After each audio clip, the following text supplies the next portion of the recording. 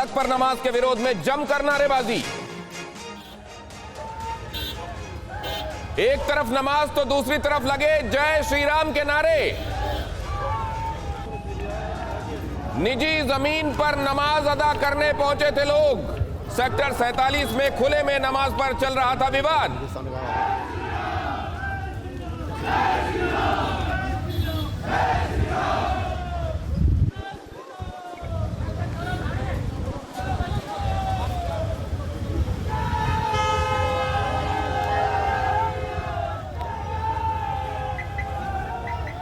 Professor संगीत रागी, तो अगर कल के दिन लोग बड़ी तादाद में बाहर आकर सड़कों पर बैठकर हनुमान चालीसा करें और कहें कि हनुमान जी के मंदिर कम है हमारे लिए और होने चाहिए, तो ये स्वीकार करने लायक दलील होनी चाहिए।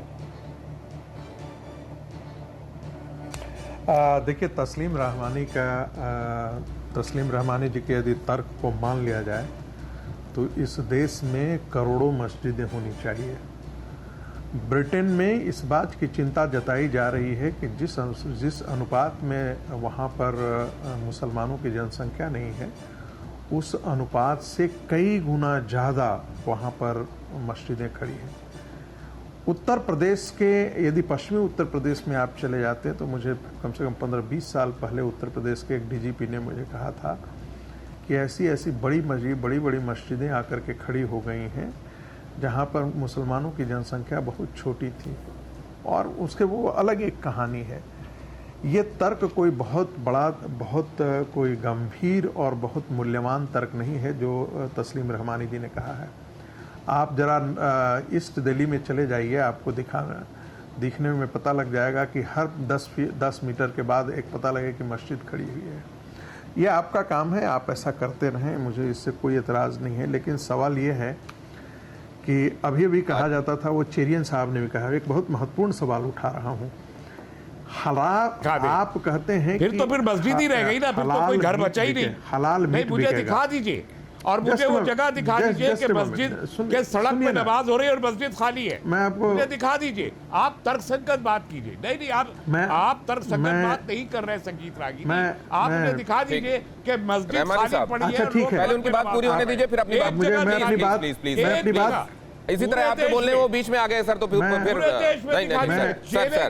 डॉक्टर रहमानी प्लीज बात जल्दी से पूरी कीजिए। प्रोफेसर दिखाइए कि मस्जिद खाली पड़ी है और लोग सड़क पे नमाज पढ़ रहे हैं। एक सेकंड डॉक्टर रहमानी, बात पूरी होने दीजिए, आ रहा हूं आपके पास। और सर, अश्विनी जी देख रहा हूं इशारा आपका। हाँ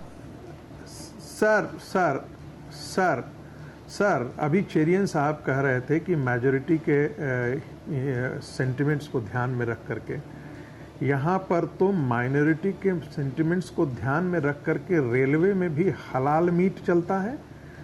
एयर पे यदि पहले एयर इंडिया में जो सर्व होता था वह भी हलाल। इस देश में तो ये है कि भाई हलाल सर्टिफाइड जब तक नहीं होगा हम खाएंगे नहीं।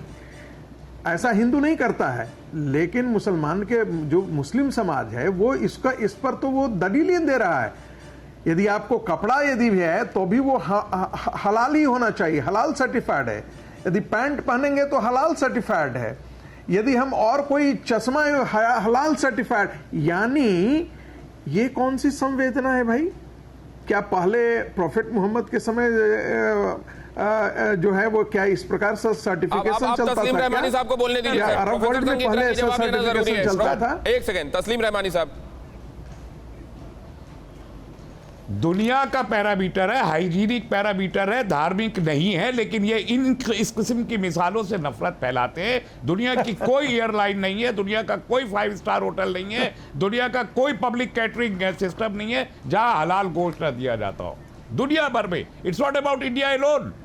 तो आप अगर इंडिया को हिंदू राज बना के यहाँ झटका, या तो फिर नॉन वेज बंद करवाइए। और एयर इंडिया ने तो कर ही दिया था जब पब्लिक में थी। हमको उससे प्रॉब्लम नहीं है, वो हमारे दीन का हिस्सा नहीं है।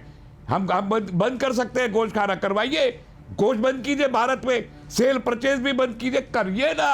करते कुछ नहीं है, खाली हिंदुओं को डराने का काम। डॉक्टर रहमानी, लेकिन पूरी दुनिया में ये इंटॉलरेंस है। अगर आप परसेंटेज वाइज देखें तो माइनॉरिटी के बढ़ने और ठीक अच्छे से बढ़ने की अगर कहीं कोई जगह है तो वो हिंदुस्तान दिखाई देती है।